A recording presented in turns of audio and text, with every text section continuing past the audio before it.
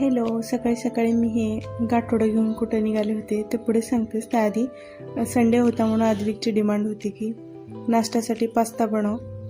लहान मुलांचं काही पण असतं बघा, त्यांना जे हवं असतं ते त्यांना करून द्यावंच लागतं. इकडे मी एका पॅनमध्ये बटर गरम केलं, त्यामध्ये थोडंसं लसूण आणि मिरची आणि ब्लॅक पेपर आणि थोडंसं चवीपुरतं मीठ ॲड करून बॉईल केलेला पास्ता त्यामध्ये घातला आणि थोडीशी वरतून कोथिंबीर घातली आणि थोडंसं 2-3 मिनटं त्याला वाफवून घेतला आणि रेडी होता गरमागरम पास्ता.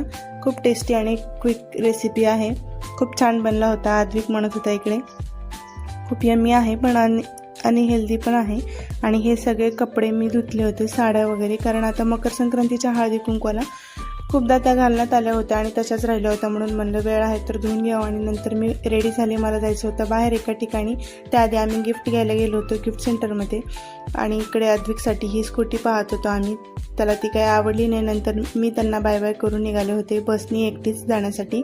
माझ्या मैत्रिणीची आज मेहंदी होती म्हणून मी आज तिकडे जाणार होते. ह्या बसची अवस्था पण माझ्यासारखी झालेली होती, वीकनेस आला होता बहुतेक तिला पण.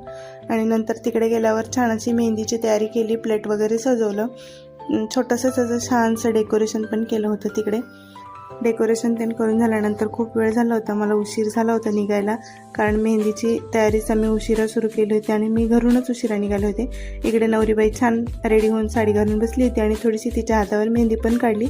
पूर्ण मेहंदी होईपर्यंत मी काही थांबू शकले नाही, कारण आद्विक घरीच होता.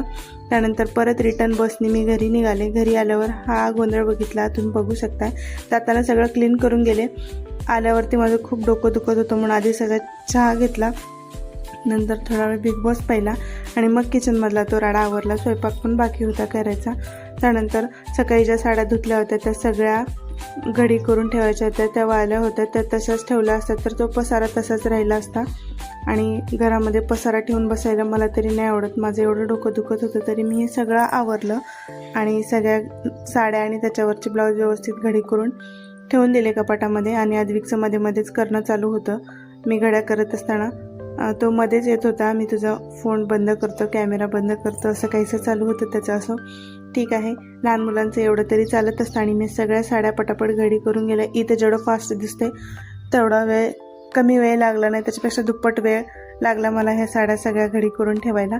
आणि हे सगळं झाल्यानंतर आम्ही खूप थकलो होतो आज दिवसभरात, थोडं पण आराम नव्हता केला म्हणून आम्ही झोपण्याची तयारी केली. भेटूया नेक्स्ट व्हिडिओमध्ये, तोपर्यंत बाय.